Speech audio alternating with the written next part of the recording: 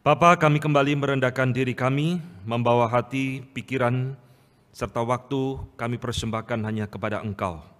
Jikalau firman pada pagi ini yang akan kami renungkan, biarlah menjadi firman yang boleh mengingatkan kepada kami, bagaimana kami sebagai anak-anak Tuhan harus hidup di dalam dunia ini, di dalam perjalanan hidup kami. Kiranya Tuhan berkenan menyertai pemberitaan firman, baik bagi hamba-Mu yang berbicara, maupun bagi setiap kami yang mendengarkan. Jadikan firman-Mu ini Tuhan menjadi kesukaan di dalam hati dan jiwa kami.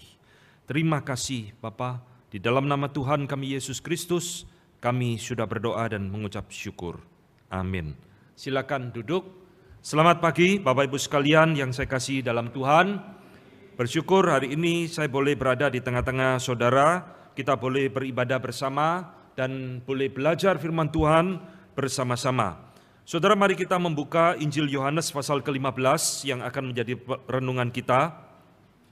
Yohanes 15 ayat pertama sampai ayat yang ke-8. Pokok anggur yang benar. Saya akan membacakan bagi Bapak Ibu dan semua boleh mengikuti di dalam hati ya, sambil menyimak baik-baik apa yang Tuhan Yesus katakan di dalam perikop ini. Yohanes 15 ayat yang pertama. Akulah pokok anggur yang benar dan Bapakkulah pengusahanya. Setiap ranting padaku yang tidak berbuah dipotongnya, dan setiap ranting yang berbuah dibersihkannya, supaya ia berbuah lebih banyak berbuah. Kamu memang sudah bersih karena firman yang telah kukatakan kepadamu. Tinggallah di dalam aku dan aku di dalam kamu. Sama seperti ranting tidak dapat berbuah dari dirinya sendiri kalau ia tidak tinggal pada pokok anggur, demikian juga kamu tidak berbuah jikalau kamu tidak tinggal di dalam aku. Akulah pokok anggur dan kamulah ranting-rantingnya. Barang siapa tinggal di dalam aku dan aku di dalam dia, ia berbuah banyak. Sebab di luar aku, kamu tidak dapat berbuat apa-apa. Barang siapa tidak tinggal di dalam aku, ia dibuang keluar seperti ranting dan menjadi kering, kemudian dikumpulkan orang dan dicampakkan ke dalam api, lalu dibakar. Jikalau kamu tinggal di dalam aku dan firmanku tinggal di dalam kamu, mintalah apa saja yang kamu kehendaki, dan kamu akan menerimanya. Dalam hal inilah Bapakku dipermuliakan, yaitu jika kamu berbuah banyak, dan dengan demikian kamu adalah murid-muridku.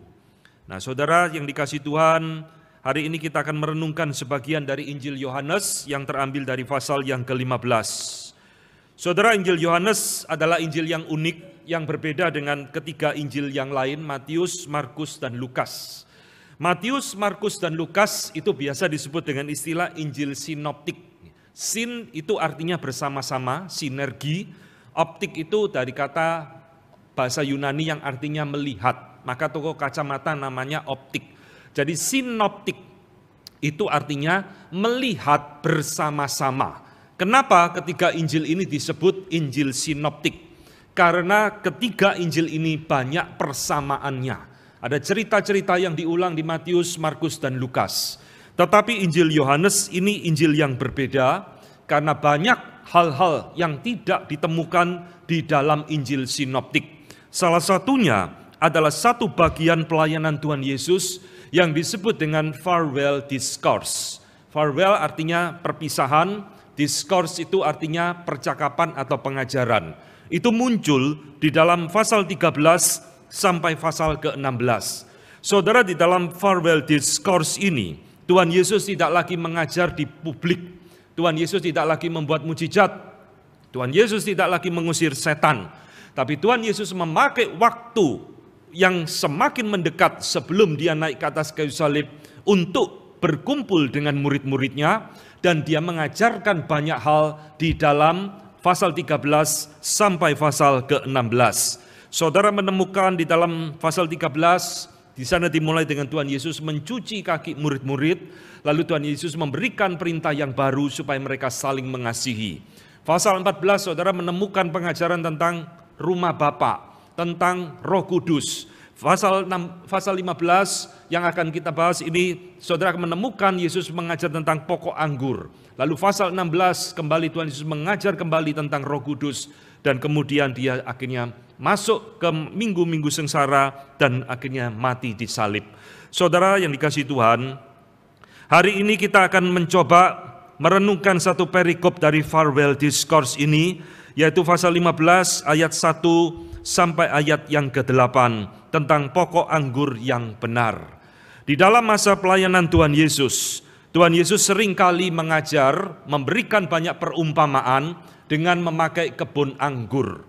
Kalau saudara rajin membaca di dalam kitab Injil, itu muncul beberapa kali. Ada seorang memiliki kebun anggur, lalu dia panggil orang untuk mengusahakan dan sebagainya. Tetapi di dalam pasal ke-15 ini, Tuhan Yesus tidak lagi bercerita tentang perumpamaan kebun anggur, tetapi Tuhan Yesus menyamakan dirinya dengan pokok anggur itu sendiri. Di dalam bagian yang tadi kita baca, saudara, ini Tuhan Yesus mengajar para murid-murid dengan bahasa kiasan, bahasa yang disebut dengan istilah metafora, bahasa kiasan. Aku pokok anggur, kamu rantingnya, Bapakku pengusaha, itu semua bahasa kiasan yang harus kita gali baik-baik untuk mengerti apa yang Tuhan Yesus ingin ajarkan di dalam perikop ini. Maka di dalam 8 ayat ini, saya akan mengajak saudara untuk menggali, merenungkan, dan mengaplikasikan itu di dalam kehidupan kita sehari-hari.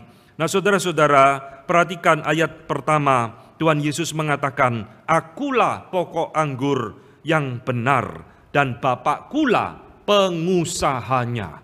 Di dalam Injil Yohanes, saudara, kata "aku adalah" itu muncul sebanyak 7 kali. Ini dikenal dengan 7 perkataan I am.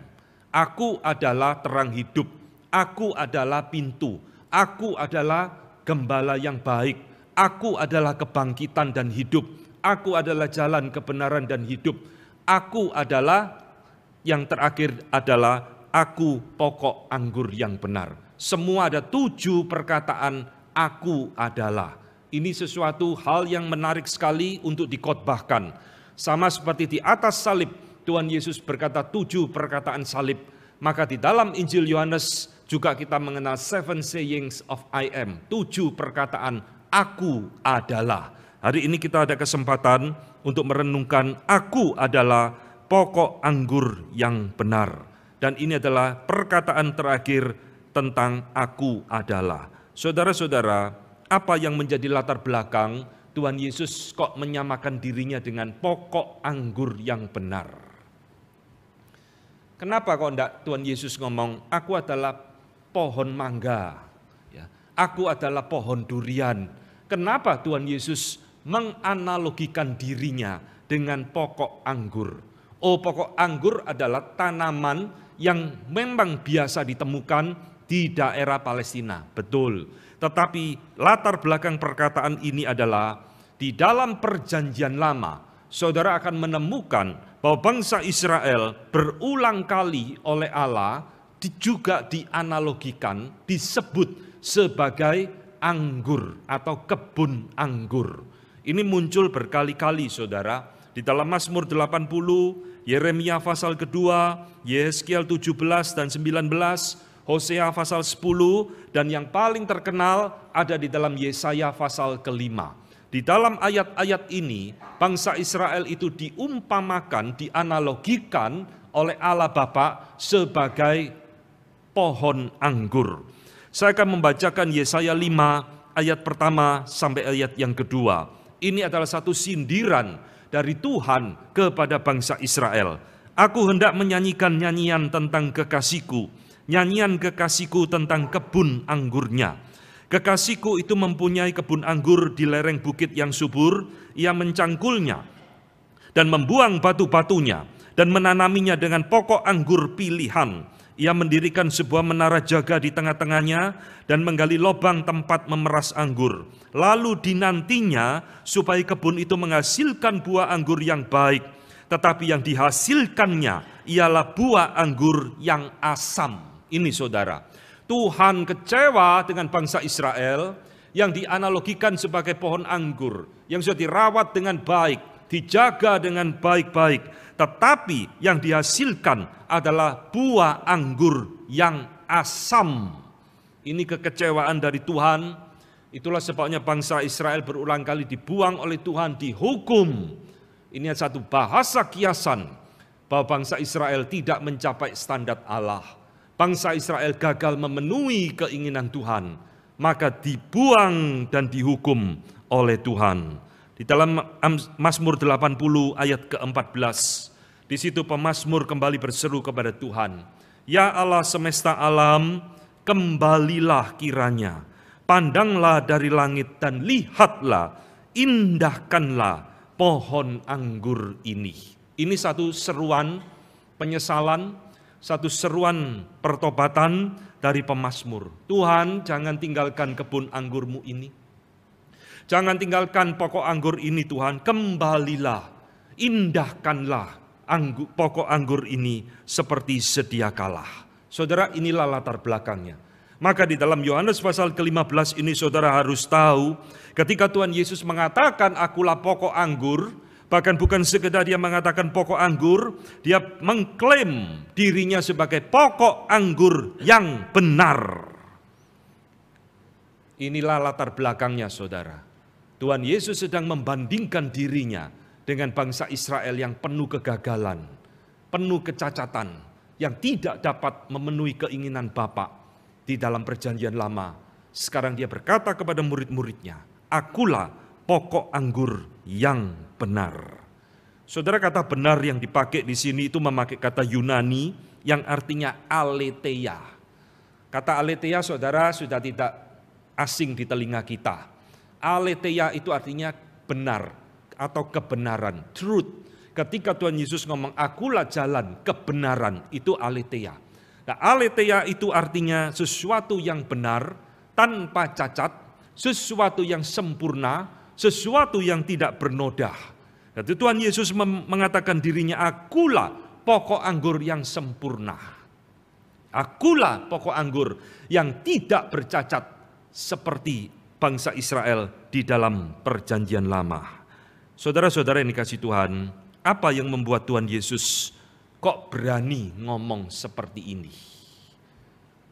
Kalau di antara ruangan ini ditantang siapa yang berani ngomong seperti Tuhan Yesus, akulah pokok anggur yang benar. Ada yang berani ngomong?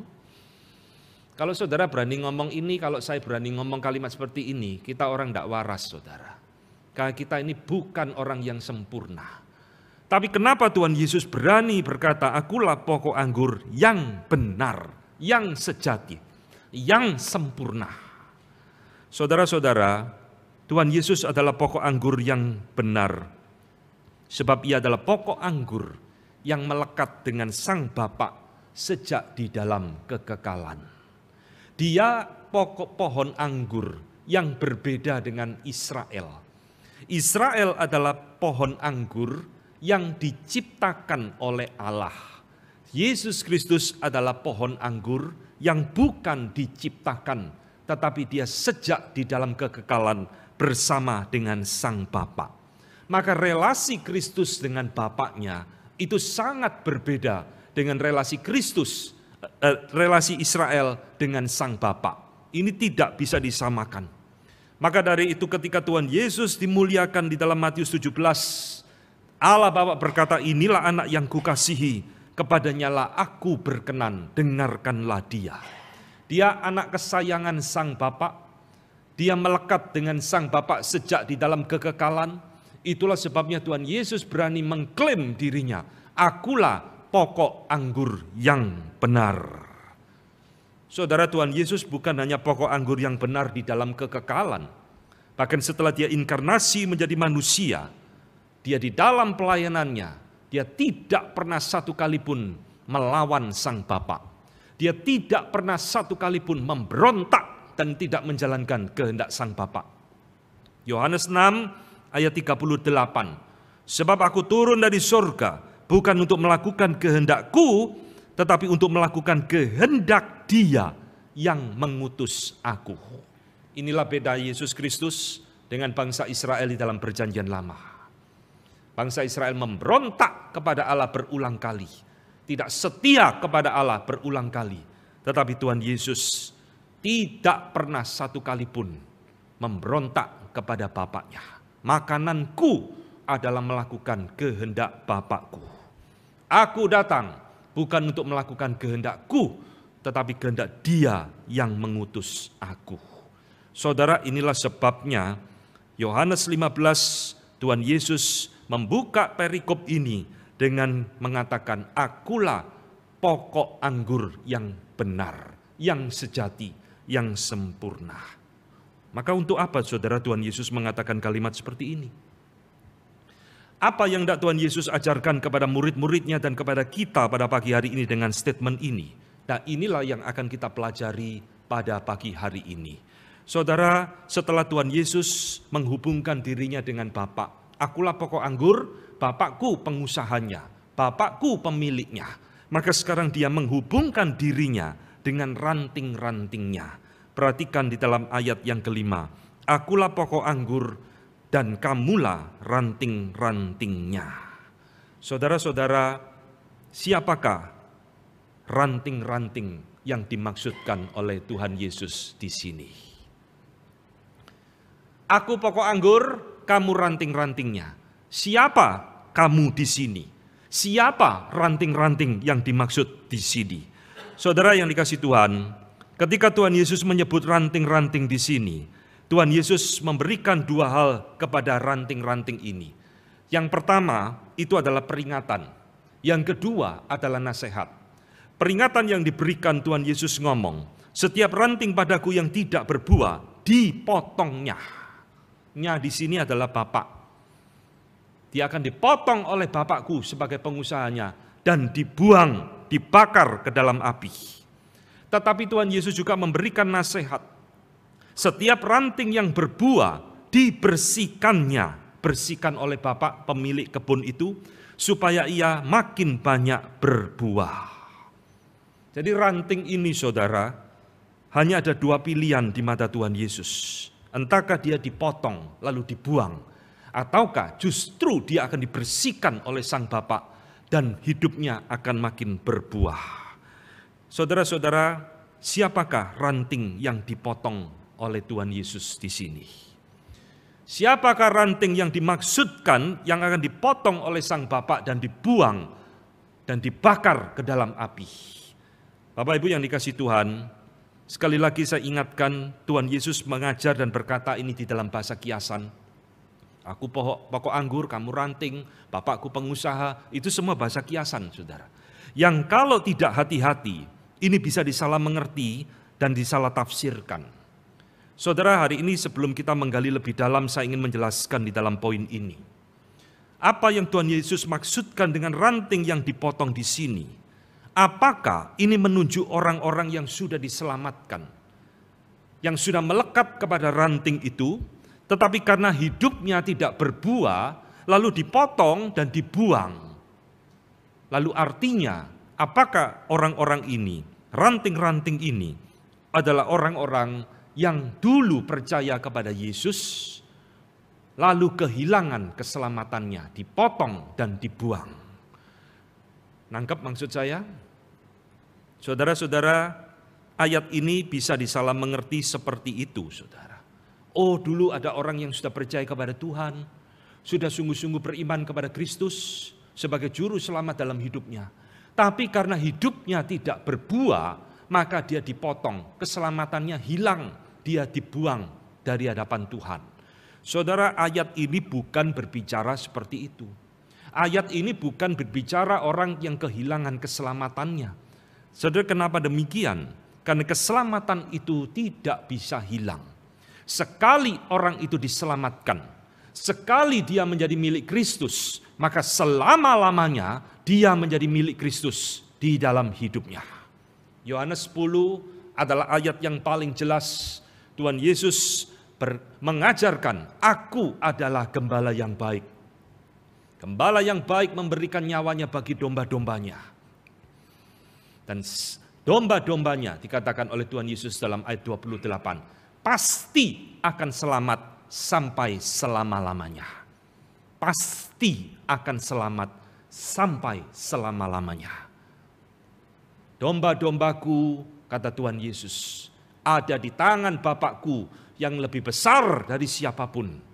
Dan dia juga ada di dalam tanganku. Dan tidak ada satu orang pun yang dapat merebut mereka dari tangan Bapa dan dari tanganku. Ini namanya jaminan keselamatan. Di dalam kekristenan, setiap saudara yang sudah percaya sungguh-sungguh di dalam Tuhan harus memiliki keyakinan keselamatan. Tidak ada di dalam iman Kristen mudah-mudahan selamat. Tidak ada. Kalau engkau sudah sungguh-sungguh percaya kepada Kristus, engkau pasti akan selamat. Keselamatan tidak bisa hilang. Paulus berkata dalam Roma pasal 8, siapakah yang dapat memisahkan kita dari kasih Kristus? Kematiankah, kelaparankah, ketelanjangankah, pedangkah?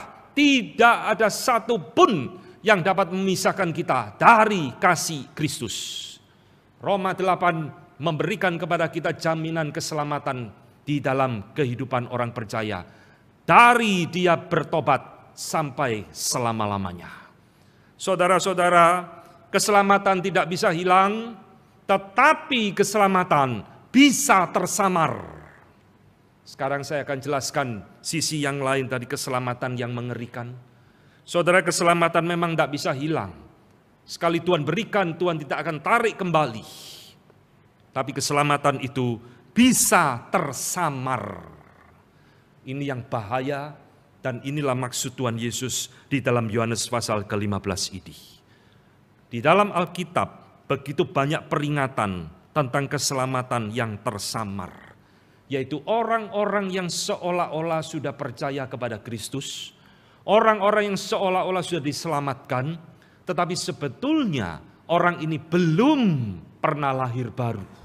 Belum sungguh-sungguh di dalam Tuhan. Saudara, di dalam Matius 13 ayat 18 sampai 23, Tuhan Yesus memberikan perumpamaan tentang seorang penabur. Ada seorang penabur yang hendak pergi menabur, lalu benih itu jatuh di tanah yang berbatu-batu, tanah yang belukar, tanah yang gersang, dan keempat tanah yang subur. Di dalam 3 jenis tanah yang pertama, benih itu tumbuh sesaat, saudara. Tetapi ketika terik matahari itu menghantam dirinya, bunga itu atau benih itu menjadi layu dan mati. Saudara, ini adalah gambaran dari iman yang sementara. Ini adalah gambaran dari orang yang seolah-olah sudah diselamatkan. Tetapi sebetulnya dia belum sungguh-sungguh menerima Kristus di dalam hatinya. Ini begitu banyak peringatan seperti ini di dalam Alkitab, saudara. 1 Yohanes 2 ayat 19 mengatakan, memang mereka berasal dari antara kita, tetapi mereka tidak sungguh-sungguh termasuk pada kita. Sebab jika mereka sungguh-sungguh termasuk pada kita, niscaya mereka tetap bersama-sama dengan kita. Tetapi hal itu terjadi supaya nyata bahwa tidak semua mereka sungguh-sungguh termasuk pada kita. 1 Yohanes 2 ayat 19 mengatakan ada orang yang kelihatannya ada di antara kita. Tetapi Yohanes ngomong mereka bukan sungguh-sungguh bagian dari kita. Saudara, ini bicara apa? Ini bicara tentang antikristus. Jadi saudara jangan pikir antikristus itu orang yang nanti membakari gereja. Ya, mereka memang orang yang benci Kristus, saudara. Tetapi Yohanes mengatakan antikristus itu berasal dari gereja sendiri. Aneh ya. Mereka ada di tengah-tengah kita, tapi mereka tidak sungguh-sungguh bagian dari kita. Saudara-saudara, Ibrani 6 ayat 4 juga sama. Memberikan kepada peringatan kepada kita. Ada orang yang sudah diterangi hatinya, yang mengecap firman yang baik, yang mengecap karunia-karunia roh dan sebagainya. Tetapi akhirnya murtad meninggalkan Tuhan. Orang demikian tidak mungkin lagi diselamatkan. Ini semua adalah peringatan-peringatan di dalam Alkitab tentang keselamatan yang tersamar. Di dalam diri murid-murid Tuhan Yesus, contoh terbaik adalah Yudas Iskariot sendiri. Saudara, Yudas Iskariot itu seperti ranting yang dimaksudkan oleh Tuhan Yesus di sini. Dia seolah-olah nempel kepada pokok anggur. Dia adalah rasul, dia mengecap karunia-karunia firman. Dia melihat Tuhan Yesus mengajar, membuat mujizat. Bahkan dia diutus oleh Tuhan Yesus pergi untuk melayani. Tetapi Yudas Iskariot adalah contoh ranting yang akhirnya dipotong dan dibuang. Jadi saudara yang dikasihi Tuhan, ayat ini bukan berbicara orang yang kehilangan keselamatannya. Yohanes 15 ini berbicara memang orang-orang ini adalah orang-orang Kristen palsu. Ranting-ranting yang palsu, yang seolah-olah nempel, tetapi sebetulnya ini bukan nempel beneran. Maka ketika Allah Bapa sebagai pengusahanya menyensor dan dipotong, lalu dibuang dan dibakar. Saudara-saudara, orang-orang seperti ini adalah orang-orang yang tidak sungguh-sungguh beriman kepada Kristus di dalam hatinya.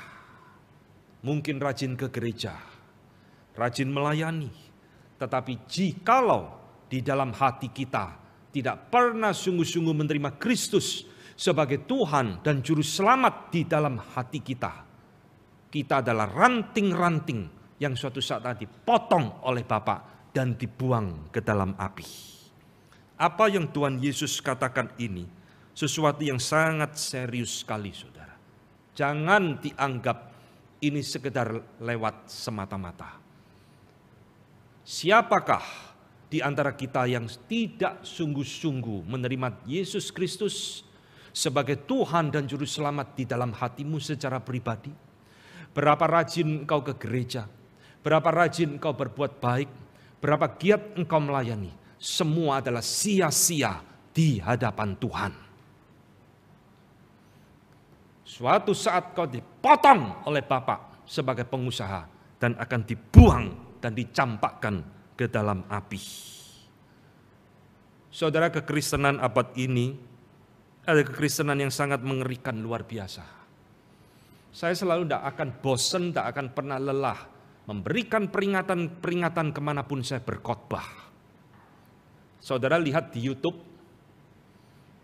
banyak hamba Tuhan sekarang memperkenalkan Yesus seperti dukun penyembuh.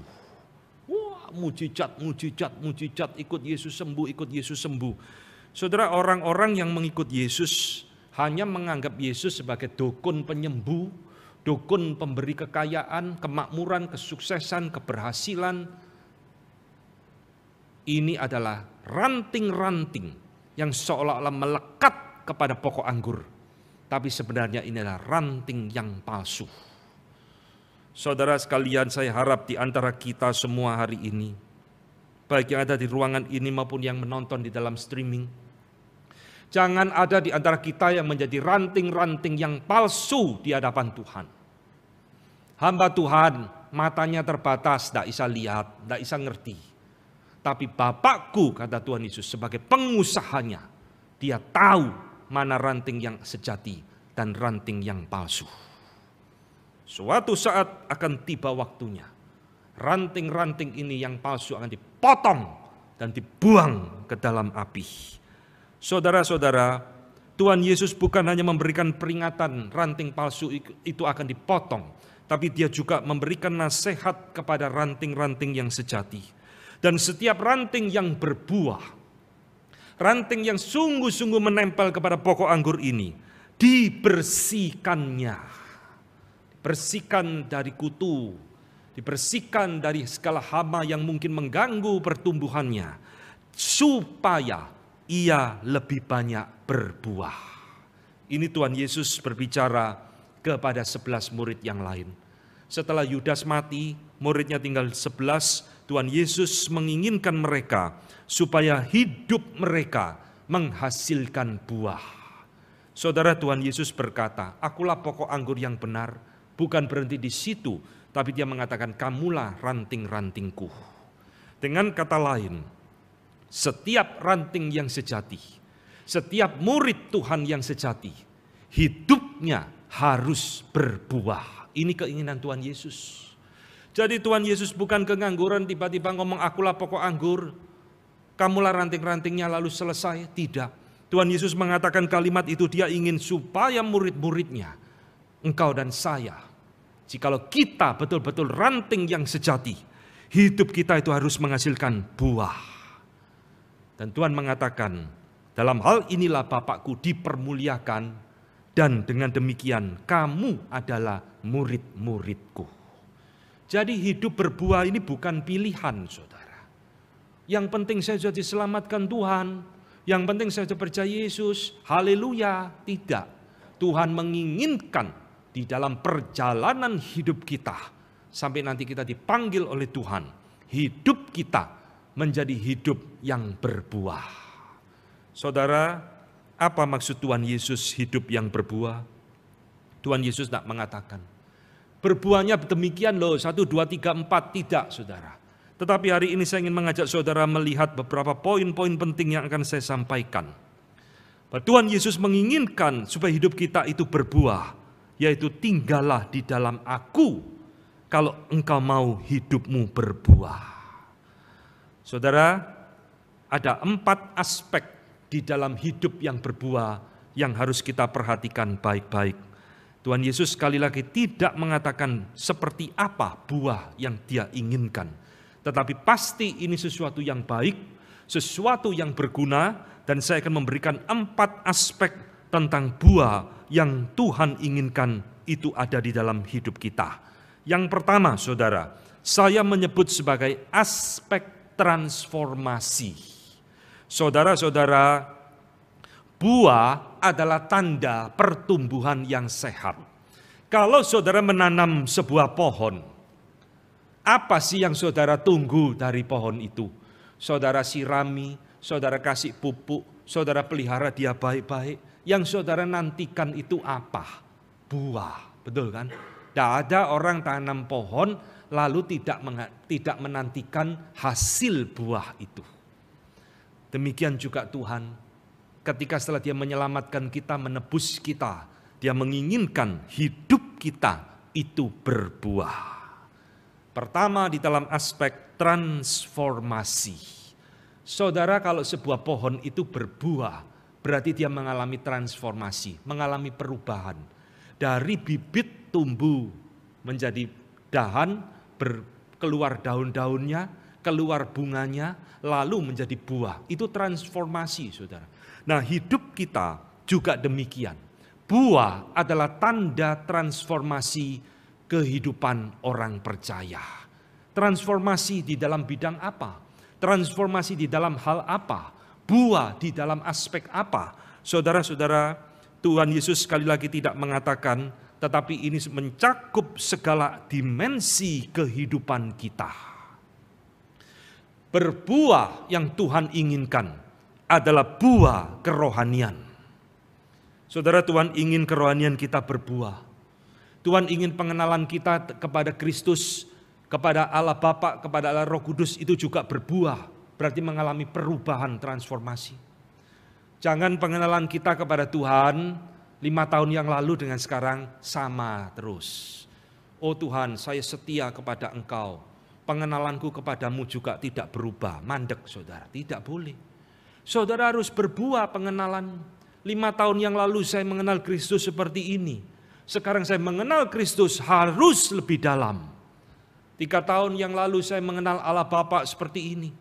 Saya mengenal Roh Kudus seperti itu. Sekarang harus lebih dalam lagi.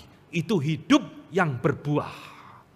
Pengenalan kita kepada Allah haruslah pengenalan yang berbuah. Makin dalam, makin lama menjadi orang percaya, semakin mengenal siapa Allah Bapa, Allah Anak, dan Allah Roh Kudus. Ini hidup orang Kristen yang sehat. Hidup yang berbuah juga mencakup perubahan dan transformasi di dalam karakter kita, saudara. Paulus ini yang katakan di dalam Galatia 5 ayat ke-22. Tetapi buah roh adalah kasih sukacita, damai sejahtera, kebaikan, kemurahan hati. Sampai 9 terakhir ada penguasaan diri. Orang yang hidupnya berbuah, maka akan mengalami transformasi di dalam karakternya. Kita tidak boleh terus menjadi orang yang sama, saudara. Dulu tukang marah, sekarang juga masih tukang marah. Dulu pendendam, sekarang masih tetap pendendam. Berarti hidup kita tidak berbuah. Ya, hidup yang berbuah itu hidup yang transformasi di dalam segala aspek kehidupan kita. Termasuk di dalam pelayanan kita. Kita melayani Tuhan harus semakin dalam. Melayani Tuhan harus semakin giat. Melayani Tuhan harus semakin sungguh-sungguh. Itulah arti hidup yang berbuah. Jadi saudara perhatikan di dalam bagian ini saudara. Tanda murid yang benar. Seorang murid Kristus yang benar. Yang betul-betul kalau hidupnya melekat kepada pokok anggur itu. Dia harus mengalami transformasi hidup dengan berbuah di dalam hidupnya. Dengan demikian kata Tuhan Yesus, engkaulah murid-muridku. Saudara-saudara, ketika kita berbuah, buah itu selalu dapat dilihat dan dirasakan orang lain. Inilah aspek kedua dari hidup yang berbuah, yang saya sebut sebagai aspek eksternal. Saudara, sebuah pohon, ketika sudah waktunya dia berbuah, buah itu pasti bisa dilihat oleh kita kan. Sepanjang hidup saya tidak pernah temukan ada pohon berbuah lalu berbuahnya di dalam dahan, tidak ada. Buah itu selalu muncul di luar, bisa kita lihat, bisa kita pegang, dan akhirnya bisa kita nikmati. Maka orang yang hidupnya berbuah juga sama, saudara. Pasti bisa dilihat oleh orang lain. Oh, dia kok hidupnya berubah. Pasti bisa dirasakan oleh orang lain, hidupnya menjadi berkat bagi orang lain. Ini hidup yang berbuah. Maka ini aspek eksternal, orang yang berbuah, hidupnya pasti akan menjadi berkat bagi orang lain. Buah yang sejati tidak bisa disimpan-simpan. Buah sejati tidak bisa ditutup-tutupi. Dia akan keluar dan selalu memberikan dampak kepada lingkungan. Dirasakan dan menjadi berkat bagi siapapun yang ditemui. Ini aspek secara eksternal di luar diri kita. Tapi orang yang hidupnya berbuah, itu juga bukan hanya dinikmati oleh orang luar, tetapi juga dinikmati oleh dirinya sendiri. Ini saya sebut sebagai aspek internal. Saudara, orang yang berbuah, buah itu akan selalu bersifat integrated, bersatu. Buah itu selalu menular. Orang yang pengenalannya kepada Tuhan bertumbuh. Dia semakin mengenal siapa Kristus, siapa Allah Bapa, siapa Roh Kudus. Dia semakin mencintai Tuhan, pasti ini memberikan dampak di dalam aspek yang lain. Di dalam pelayanannya, di dalam karakternya, di dalam hal-hal yang lainnya. Ini aspek internal, saudara. Buah itu menular di dalam berbagai aspek kehidupan kita. Tidak ada orang yang semakin cinta Tuhan, lalu pelayanannya semakin loyo. Tidak ada orang yang semakin mengenal Tuhan, lalu tidak rajin melayani Tuhan. Tidak ada. Semua itu saling terkait satu dengan yang lain di dalam aspek internal diri kita. Dan yang keempat, buah itu adalah tugas orang percaya sepanjang hidup kita. Ketika Tuhan Yesus mengatakan kita harus hidup berbuah, maka yang dimaksudkan oleh Tuhan Yesus, kita harus terus-menerus sepanjang hidup kita, hidup berbuah bagi Kristus. Yang Tuhan tuntut bukan buah musiman. Oh, sekarang tidak musim durian, tidak usah cari durian. Sekarang bukan musim belewa, tidak usah cari belewa. Tidak. Tuhan menginginkan kita menjadi pokok ranting anggur yang berbuah setiap saat. Inilah aspek continuity di dalam hidup kita. Tidak dibatasi musim, tidak dibatasi waktu, tidak dibatasi keadaan dan situasi. Tuhan menginginkan hidup murid-muridnya adalah hidup yang berbuah. Saudara Paulus di dalam Filipi 1 ayat ke-22, dia mengatakan, tetapi jika aku harus hidup di dunia ini, itu berarti bagiku bekerja memberi buah. Ini satu kalimat hidup yang luar biasa, saudara. Ini satu filosofi hidup yang luar biasa. Kalau Tuhan masih memberikan aku hidup, itu berarti aku harus bekerja untuk Dia. Aku harus memberi buah bagi Kristus. Paulus mengerti betul apa yang Tuhan Yesus katakan di dalam Yohanes pasal ke-15 ini. Saudara, inilah 4 aspek yang bisa kita temukan ketika Tuhan Yesus menuntut kita sebagai murid-muridnya harus berbuah. Berbuah di dalam berbagai aspek kehidupan kita. Berbuah bisa dirasakan orang lain. Berbuah yang bisa kita nikmati secara internal. Dan berbuah secara terus-menerus di dalam sepanjang kehidupan kita. Maka pertanyaan yang lebih dalam adalah saudara, bagaimana saya bisa hidup berbuah? Tuhan menginginkan kita hidup menghasilkan buah bagi Dia. Sekarang pertanyaan yang lebih serius, caranya bagaimana? Saudara, Tuhan mengatakan, tinggallah di dalam Aku. Di dalam 8 ayat yang tadi kita baca, saudara, Tuhan Yesus pernah mengatakan, tinggallah di dalam Aku, ini 5 kali. Nanti di rumah dihitung ya. 8 ayat yang tadi kita baca, 5 kali Tuhan Yesus ngomong, berulang kali, tinggallah di dalam Aku, tinggallah di dalam Aku. Berarti ini kalimat penting. Ini cara membaca Alkitab. Kalau suatu kata, suatu kalimat diulang-ulang oleh penulisnya, berarti itu kalimat yang penting, saudara harus perhatikan kalimat itu baik-baik. Tuhan Yesus berkata, tinggallah di dalam Aku. Apa artinya, saudara? Apa artinya Yesus ngomong, tinggallah di dalam Aku? Saudara-saudara, kata tinggal di situ artinya stay. Kata tinggal di situ artinya bisa artinya live, hidup di dalam Kristus.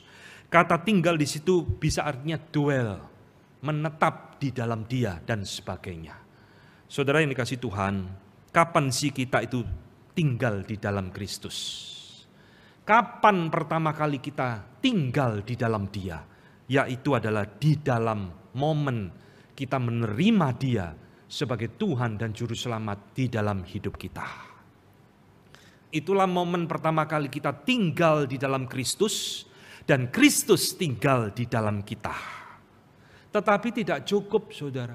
Setelah saya terima Tuhan Yesus sebagai Juru Selamat, ya sudah, pokoknya saya terima Dia sebagai Tuhan, sebagai Juru Selamat, selesai. Tidak. Tuhan Yesus berkata, tinggallah di dalam Aku, dalam arti terus menerus. Saudara yang dikasihi oleh Tuhan, kita tinggal di dalam Kristus adalah satu keharusan. Karena Tuhan berkata, di luar Aku, kamu tidak dapat berbuat apa-apa. Sekarang kita akan jelaskan apa maksud Tuhan Yesus ngomong, tinggallah di dalam Aku dan Aku tinggal di dalam kamu. Saudara, kalimat ini menunjukkan sesuatu relasi yang tidak terputus. Tinggallah di dalam Aku dan Aku tinggal di dalam kamu. Sampai kapan Tuhan? Selama-lamanya. Saudara-saudara yang dikasihi oleh Tuhan, relasi kita dengan Kristus, dengan Allah Bapa, termasuk dengan Roh Kudus, adalah relasi yang saling. Bahasa lainnya adalah reciprocal, ketersalingan. Suami dan istri menikah saling mengasihi, saling mengenal, saling mencintai, saling mau berkorban. Betul ya? Kalau saudara tidak kenal, dinikahkan, waduh celaka berat saudara. Itu nanti balik zamannya Siti Nurbaya. Yang milikan orang tua, anaknya tidak kenal, pokoknya harus menikah. Ini pilihan papa, ini pilihan mama, celokok saudara. Apalagi dulu orang menikah pakai tutup, ya tebak-tebak buah manggis, ini wajah istriku seperti apa, dibuka. Kalau ya lumayan haleluya, ya. Kalau tidak lumayan, halelupa. Saudara-saudara, suami istri harus saling mengenal satu dengan yang lain. Relasi kita dengan Kristus juga sama. Itulah sebabnya Yesus berkata, tinggallah di dalam Aku dan Aku tinggal di dalam kamu. Saudara, tidak bisa kita mengatakan aku tinggal di dalam Kristus, tapi Kristus tidak tinggal di dalam kita. Ini bukan satu relasi yang sejati. Ini persis ranting yang palsu, yang seolah-olah nempel, tapi sebenarnya dia tidak sungguh-sungguh menempel. Di dalam Matius 7 ayat 21, saudara, di situ ada satu peringatan Tuhan Yesus yang mengerikan. Nanti pada waktu akhir zaman banyak orang berkata kepada Kristus, Tuhan, bukankah aku sudah bernubuat demi namamu? Aku mengusir setan demi namamu. Aku menyembuhkan orang demi namamu. Aku melayani demi namamu. Pada hari itu, kata Kristus, aku berkata kepadamu sesungguhnya, aku tidak mengenal kamu. Enyalah kamu pembuat kejahatan. Hamba-hamba Tuhan palsu yang sering pakai nama Tuhan pada akhir zaman akan mendengar Tuhan Yesus ngomong, aku tak mengenal kamu, enyalah kamu. Pengenalan dan relasi kita kepada Kristus adalah pengenalan yang bersifat ketersalingan. Yesus berkata di dalam Yohanes pasal ke-10, aku gembala yang baik. Domba-dombaku mengenal suaraku dan aku mengenal mereka. Ini yang Tuhan Yesus juga katakan. Di dalam bagian ini, tinggallah di dalam aku dan aku tinggal di dalam kamu. Ini menunjukkan ketersalingan yang tidak terputus sampai selama-lamanya. Saudara-saudara, hal kedua ketika Tuhan Yesus mengatakan tinggallah di dalam aku dan aku tinggal di dalam kamu. Mengapa kita harus tinggal di dalam Kristus sampai selama-lamanya? Supaya hidup kita berbuah. Ini menunjukkan kebergantungan kita yang mutlak kepada Kristus. Sama seperti ranting anggur tidak dapat berbuah dari dirinya sendiri. Kalau kamu tidak tinggal di dalam pokok anggur yang benar, kalau kamu tidak tinggal di dalam diriku, kamu tidak dapat berbuah. Akulah pokok anggur dan kamu ranting-rantingnya. Barang siapa tinggal di dalam aku dan aku tinggal di dalam dia, ia akan berbuah banyak, sebab di luar aku kamu tidak dapat berbuat apa-apa. Ini kata Tuhan Yesus. Saudara-saudara, kalimat ini menunjukkan kebergantungan kita yang mutlak kepada Kristus sebagai pokok anggur itu selama-lamanya. Kita kalau mau hidup kita berbuah dengan benar di hadapan Tuhan. Berbuah dengan manis seperti yang diharapkan Bapak sebagai pengusaha kebun anggur kita. Kita harus melekat dan bergantung kepada pokok anggur, yaitu Kristus. Kalau kita mau hidup menurut cara kita sendiri, kita hidup menurut filosofi hidup kita sendiri, kita pasti tidak dapat berbuah di hadapan Allah. Di luar aku, kata Kristus, kamu tidak dapat berbuat apa-apa. Saudara-saudara yang dikasihi Tuhan, manusia sangat lemah, terbatas, yang tidak mungkin akan mencapai apa yang Tuhan inginkan melalui usaha diri kita sendiri. Itulah sebabnya Tuhan memberikan kepada kita seorang pengantara, yaitu Yesus Kristus, supaya kita bisa melekat kepada Dia dan hidup kita berbuah lebat di hadapan Bapa di surga.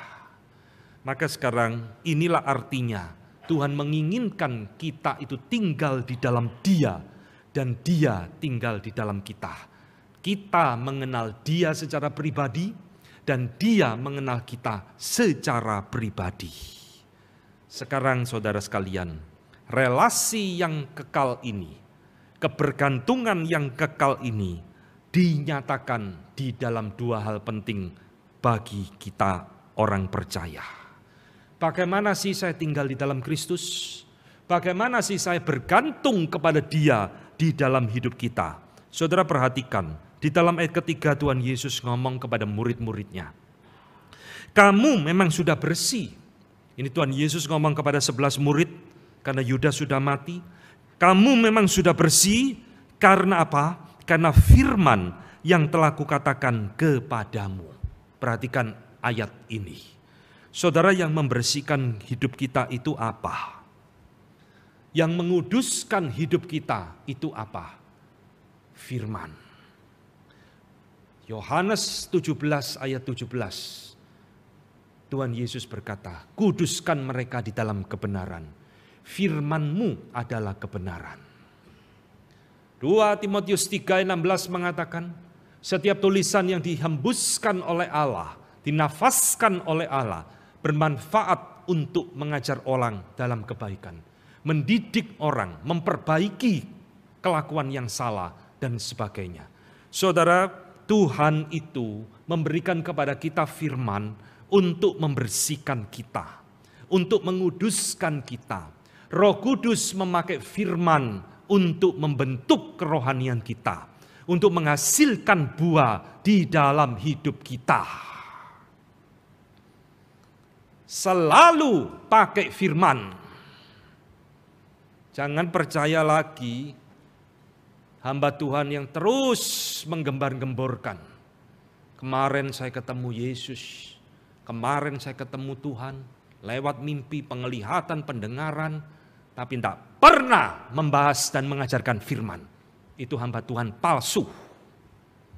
Hamba Tuhan sejati selalu kembali kepada firman Tuhan, mengajarkan baik-baik kepada saudara, supaya saudara hidup bertumbuh dan berbuah lebat.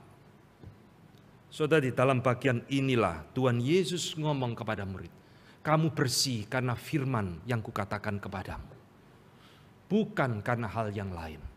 Ingat ya, kalau engkau mau hidupmu berbuah, pelajari firman Tuhan baik-baik. Bukan sekedar membaca, saudara. Alkitab tidak pernah mengajarkan ada membaca Alkitab cepat-cepatan selesai. Oh, saya selesai membaca Alkitab 66 kitab 3 bulan selesai, Pak. Wih, baca tok ya bisa. Ngerti kagak? Tidak ngerti. Poinnya bukan itu. Poinnya adalah saudara membaca, mempelajarinya, dan mengerti. Oh, ini loh maksudnya. Ini loh artinya. Dan ketika kita mengerti maksud daripada firman ini, biarkan Roh Kudus itu memakai firman tersebut untuk membersihkan kita, mengkoreksi kita, membentuk kerohanian dan cara berpikir kita. Sehingga hidup kita pelan-pelan dipoles oleh Tuhan, sehingga kita itu bertumbuh dan berbuah lebat di hadapan Tuhan. Saudara, seberapa rajin kita belajar firman, seberapa serius hati kita rindu merenungkan firman. Hari ini saya harap khotbah pada pagi ini boleh menjadi titik awal di dalam hidupmu. Kan sudah ke gereja, Pak. Tiap minggu saya tidak pernah absen. 52 minggu tidak pernah bolos ke gereja. Kan sudah cukup? Tidak cukup. Saudara dengar khotbah 40 menit, mentok-mentok 1 jam. 1 minggu itu 128 jam. Saudara tidak ada firman 127 jam di dalam hidupmu. Tak mungkin engkau menjadi orang Kristen yang hidupnya berbuah. Firman harus menjadi bagian di dalam hidup murid Kristus. Menjadi kesukaan di dalam dirinya. Barulah hidup kita bisa berbuah lebat. Maka kalau ada PA, ada seminar, ada kelas pembinaan, saudara harus ikut. Jangan gara-gara, Pak, saya mau senam, saya mau nge-gym, saya mau ikut aerobik, saya tidak ikut pembinaan, saya tidak ikut seminar dan sebagainya. Tidak. Firman Tuhan penting di dalam hidup murid Kristus. Sediakan waktu, korbankan waktu, supaya saudara mengerti dan bertumbuh di dalam kerohanianmu. Ini yang pertama. Di dalam ayat ke-7 Tuhan Yesus memberikan kunci bagi kita. Bagaimana saya bisa berelasi dengan Tuhan? Bagaimana saya bisa tinggal di dalam Dia? Maka Tuhan Yesus mengatakan, jikalau kamu tinggal di dalam Aku dan firman-Ku sudah tinggal di dalam kamu, mintalah apa saja yang kamu kehendaki, kamu akan menerimanya.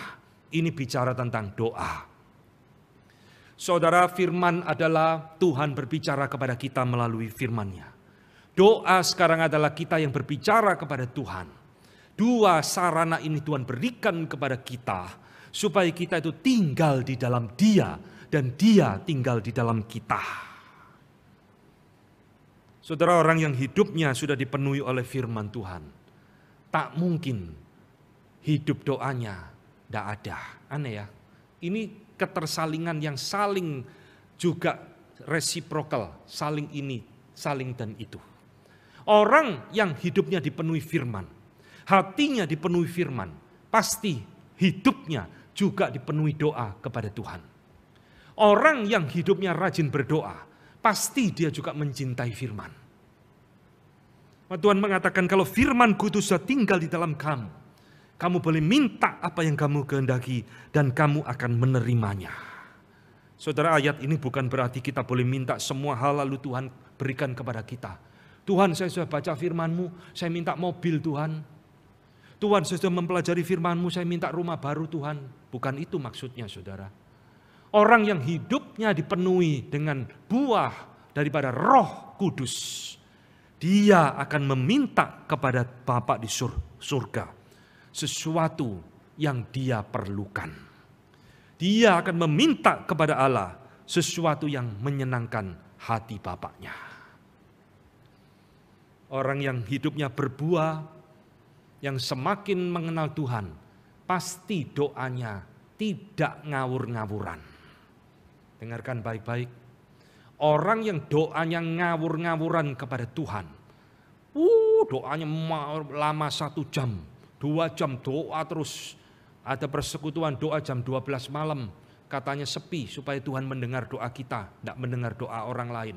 Tapi doanya ngawur dan kacau luar biasa, menunjukkan orang seperti ini tidak mengenal siapa Allah dengan baik. Nah, semua yang didoakan hanya untuk egois, untuk memuaskan kedagingan kita. Orang yang hidupnya sudah berbuah di hadapan Tuhan, doanya akan sesuai dengan kehendak Tuhan. Maka saudara-saudara yang dikasihi Tuhan, inilah yang Tuhan katakan di dalam bagian ini. Tinggallah di dalam aku dan aku tinggal di dalam kamu. Hidup di dalam firman dan hidup di dalam doa. Saudara, apa sih tujuan Tuhan ketika Tuhan menginginkan hidup kita itu menjadi hidup yang berbuah? Apa yang Kristus inginkan ketika Dia memerintahkan di dalam ayat 16, pergilah, hendaklah kamu menghasilkan buah dalam hidupmu.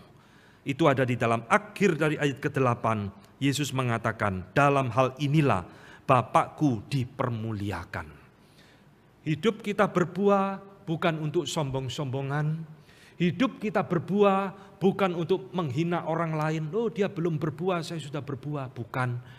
Hidup kita berbuah supaya Bapa di surga dimuliakan melalui hidup kita. Saudara-saudara yang kasih Tuhan, pertanyaannya adalah, maukah hidupmu menjadi orang Kristen yang berbuah lebat di dalam Kristus? Mau tidak? Mau. Kalau engkau mau, engkau harus siap mengalami pembersihan dari Tuhan. Tuhan sebagai pemilik kebun anggur, kata Tuhan Yesus, Dia akan membersihkan ranting-ranting yang dikasihi supaya ranting itu makin berbuah. Dan ketika Tuhan membersihkan hidup kita, itu sesuatu yang sangat painful, menyakitkan, tidak enak, saudara. Saudara, kalau mau hidupmu berbuah, ada banyak hal di dalam diri kita yang dikikis oleh Tuhan, dibuang oleh Tuhan, dipotong oleh Tuhan, supaya kita menjadi ranting yang semakin berbuah. Tapi itulah yang Tuhan inginkan di dalam hidup kita, saudara. Biarlah firman Tuhan hari ini boleh menjadi berkat di dalam hidup saudara, mengingatkan kepada kita, supaya terus di dalam hidup kita sebagai murid-murid yang sejati, kita merelakan diri. Tuhan, inilah ranting yang kupersembahkan kepadamu di dalam hidupku. Bersihkan Tuhan, potong Tuhan, supaya hidupku makin berbuah lebat. Amin. Amin. Mari kita tunduk kepala, kita akan berdoa. Bapa di dalam surga, kami bersyukur Engkau menjadi pengusaha kebun anggur bagi kami. Kami juga bersyukur untuk anugerah Tuhan yang menjadikan kami ranting-ranting yang melekat pada pokok anggur, yaitu Yesus Kristus. Hari ini firman boleh mengingatkan kepada kami bahwa jikalau kami hidup di luar Kristus, kami tidak akan dapat berbuah di hadapan Tuhan. Bawalah hidup kami kembali mendekat kepada pokok anggur.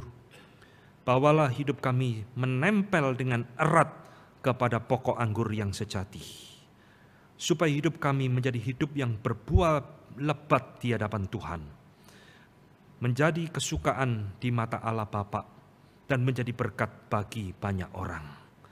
Terima kasih untuk teguran-Mu Tuhan, terima kasih untuk peringatan-Mu. Kami berdoa hanya di dalam nama Tuhan kami Yesus Kristus, pokok anggur yang sejati, yang adalah juru selamat di dalam hidup kami. Kami berdoa. Amin.